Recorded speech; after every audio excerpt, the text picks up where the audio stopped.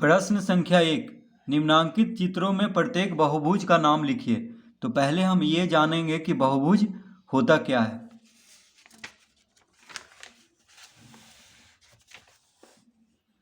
तो यहाँ पे दिया हुआ है बहुभुजों के प्रकार। पहला में है त्रिभुज।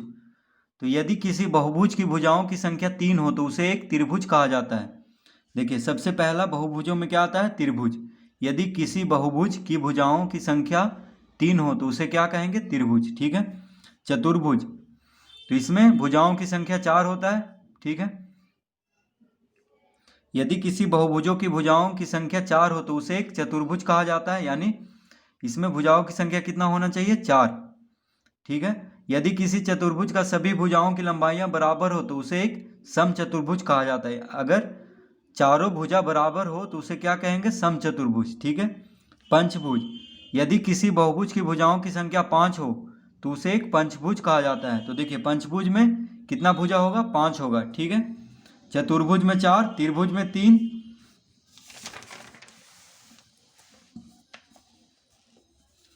और देखिए, यदि किसी पंचभुज के सभी भुजाओं की लंबाइयां बराबर हो तो उसे एक समपंचभुज कहा जाता है। अगर बराबर हो, देखिए, पांचों भुजा, तो उसे क्या कहेंगे? समपंचभुज। षड्भुज, यदि किसी बहुभुज की भुजाओं की संख्या 6 हो तो उसे एक षड्भुज कहा जाता है।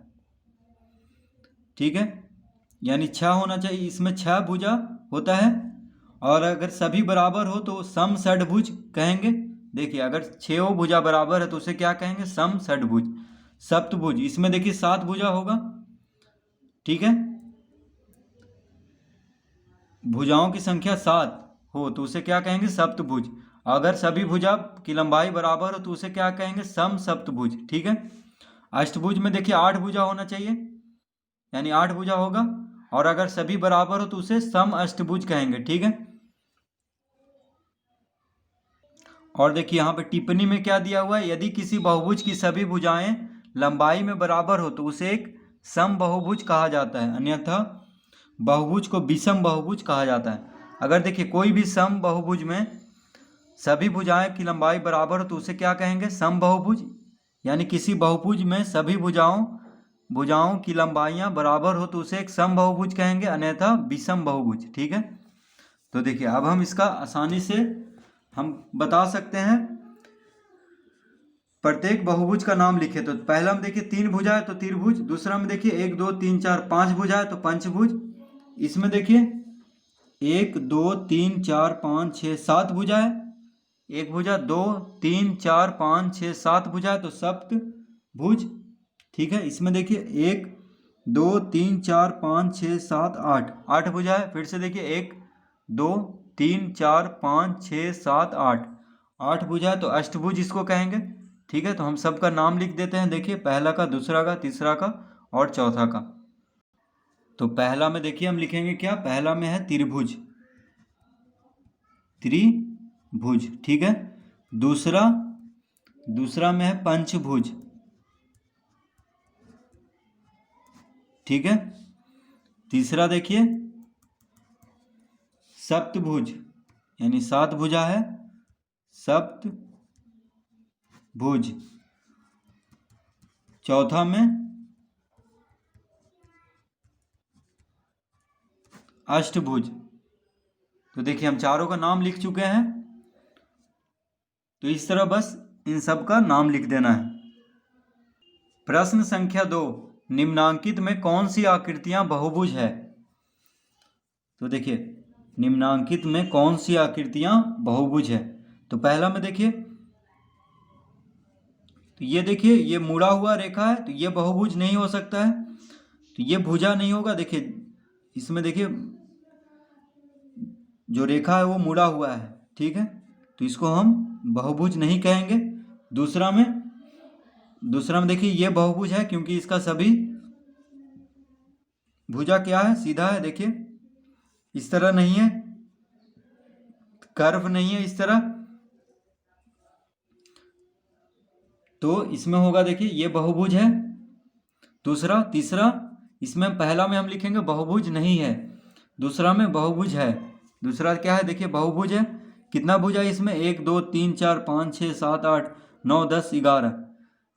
देखिए फिर से 1 2 3 4 5 6 7 8 9 10 11, 11 भुजा है इसमें। तो भुजा तो हमको नहीं गिनना है, बस हम तो बस ऐसे ही बता रहे हैं इसको कितना भुजा है, ठीक है। बस इसमें हमें लिखना है कि कौन सा बहुभुज है कौन बहुभुज नहीं है। तो पहला देखिए बहुभुज नहीं है क्योंकि कर्व लाइन है, इस तरह का रेखा नहीं होना चाहिए। देखिए भुजा सीधा होना चाहिए। तीसरा तीसरा भी देखिए बहुभुज है, 1 2 3 4 5 भुजा है इसमें, ठीक है। तो ये भी बहुभुज है। चौथा देखिए बहुभुज नहीं है क्योंकि देखिए इस तरह का गोल लाइन है, ठीक है। इस तरह का रेखा का बहुभुज नहीं कहा जाता है। बस जो रेखा होना चाहिए, जो भुजा होना चाहिए वो सीधा होना चाहिए रेखा जैसा, ठीक है। तो दूसरा का पहला देखिए, दूसरा का पहला लिखेंगे हम बहुभुज नहीं है, बहुभुज नहीं है, ठीक है। दूसरा बहुभुज है,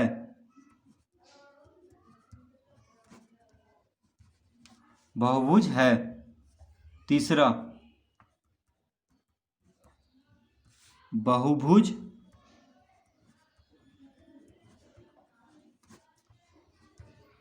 है। चौथा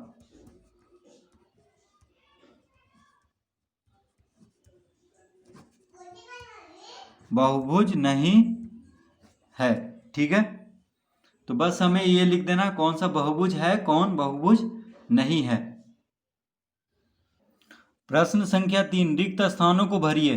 पहला, तीन भुजाओं वाले बहुभुज को, तीन भुजाओं वाले बहुभुज को क्या कहते हैं? त्रिभुज। तो देखिए हम यहाँ पे त्रिभुज भर देते हैं, ठीक है, त्रिभुज, ठीक है। तीन भुजाओं वाले बहुभुज को क्या कहते हैं? त्रिभुज, ठीक है। बराबर लंबाई की 8 भुजाओं वाले बहुभुज को क्या कहा जाता है? तो सम अष्टभुज। देखिए 8 भुजा है तो अष्टभुज हुआ, और बराबर लंबाई की 8 भुजा है तो सम अष्टभुज। तो देखिए हम यहाँ पे भर देते हैं सम अष्टभुज। देखिए सम अष्टभुज,